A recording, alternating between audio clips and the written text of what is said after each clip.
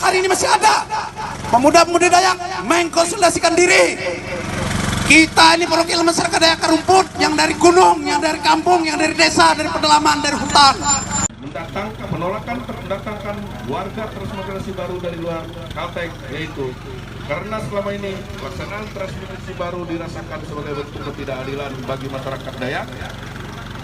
Dalam sebuah pemukiman transmigrasi, pemerintah menyediakan berbagai fasilitas seperti listrik, jalan, perumahan, sekolah, puskesmas, tanah bersertifikat 2,5 hektar, jatah hidup diberikan selama 2 tahun dan berbagai fasilitas lainnya. Sementara ribuan masyarakat lokal yang hidup ratusan tahun bahkan ribuan tahun tidak menikmati program pemerintah berupa fasilitas yang diberikan kepada penduduk transmigrasi. Artinya menjadikan masyarakat lokal menjadi kaum minoritas di tanahnya sendiri. Pemerintah tidak perlu menyelesaikan persoalan lama, memindahkan kemiskinan dari luar provinsi Kalimantan dengan membuat persoalan baru di Kalimantan Tengah. 2. Penolakan juga dilakukan dengan latar belakang bahwa pelaksanaan transmigrasi baru dengan cara mendatangkan warga dari luar Provinsi Kalimantan Tengah adalah sebuah bentuk pempasan dan pengkiran terhadap hak-hak politik, hak budaya, dan hak ekonomi masyarakat. 3. Menolak dengan tegas penempatan warga transmigrasi baru dari luar Kalimantan Tengah secara umum sebagai bentuk konkret untuk memperjuangkan hak-hak masyarakat adat Dayak berdasarkan warisan budaya yang luhur yang dijamin dan dilindungi dalam Negara Kesatuan Republik Indonesia, dan untuk menciptakan suatu keadaan yang aman, harmonis, sejahtera, berkeadilan sosial. Tidak ada lagi kesenjangan bagi masyarakat pribumi sebagai penghuni bumi tambun sungai. 4. Menuntut pemerintah pusat, lembaga tinggi negara yang terkait agar alokasian dana atau pembagian keuangan negara didasarkan pada kebutuhan atau kepentingan pembangunan daerah yang belum tersentuh pembangunan, dan menuntut pemerintah pusat untuk memberikan otonomi khusus kepada Kalimantan, termasuk memberikan kewenangan dalam pengelolaan terbatas. 5.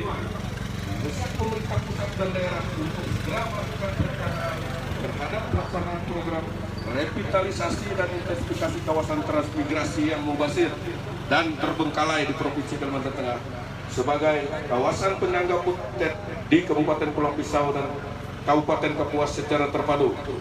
6.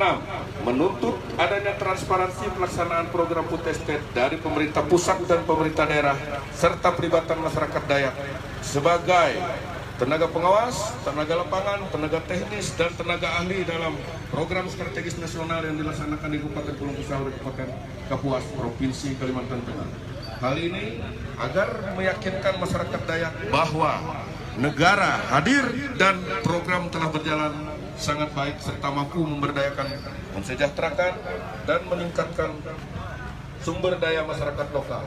7. Pelibatan masyarakat Dayak dalam program Putestet untuk wilayah pertanian secara terencana, terstruktur, masif, dan terkonsentrasi dalam menyiapkan lahan, perbaikan sarana dan penyiapan petani untuk kekurangan.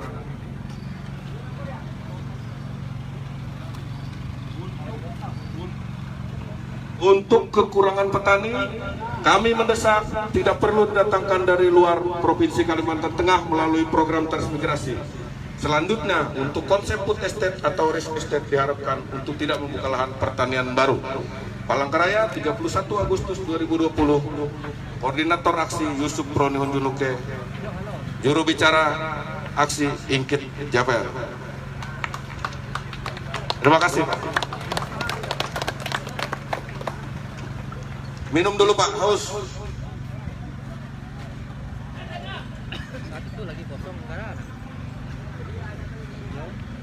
Jadi kita minta kalau ada yang menusuk, keluarkan.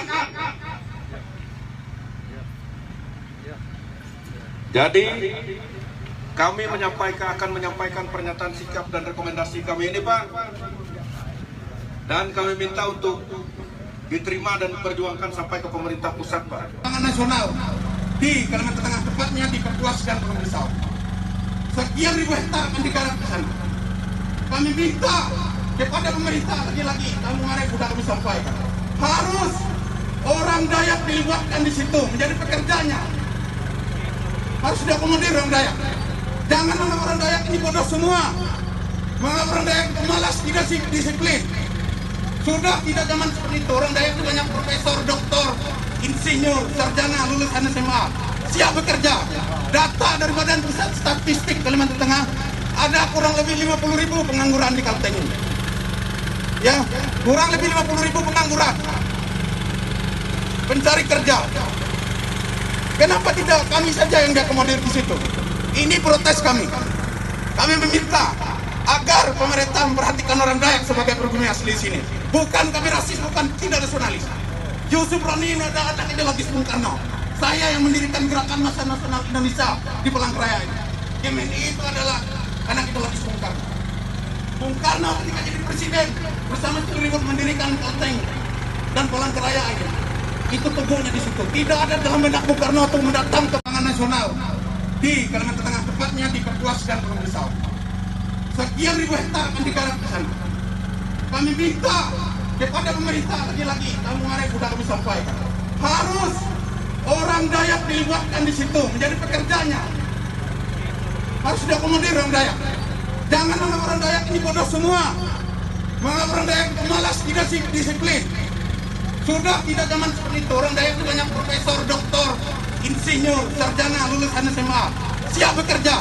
Data dari Badan Pusat Statistik Kalimantan Tengah, ada kurang lebih 50.000 pengangguran di Kalteng ini. Ya, kurang lebih 50.000 pengangguran. Pencari kerja. Kenapa tidak kami saja yang diakomodir di situ? Ini protes kami. Kami meminta agar pemerintah memperhatikan orang Dayak sebagai pribumi asli sini. Bukan kami rasis, bukan tidak nasionalis. Yusuf Roni ini ada anak ideologis Bung Karno. Saya yang mendirikan Gerakan Massa Nasional Indonesia di Palangkaraya ini. GMNI itu adalah anak ideologis Bung Karno. Bung Karno ketika jadi presiden bersama Ciliribut mendirikan Kalteng dan Palangkaraya ini. Itu teguhnya di situ. Tidak ada dalam benak Bung Karno untuk mendatang.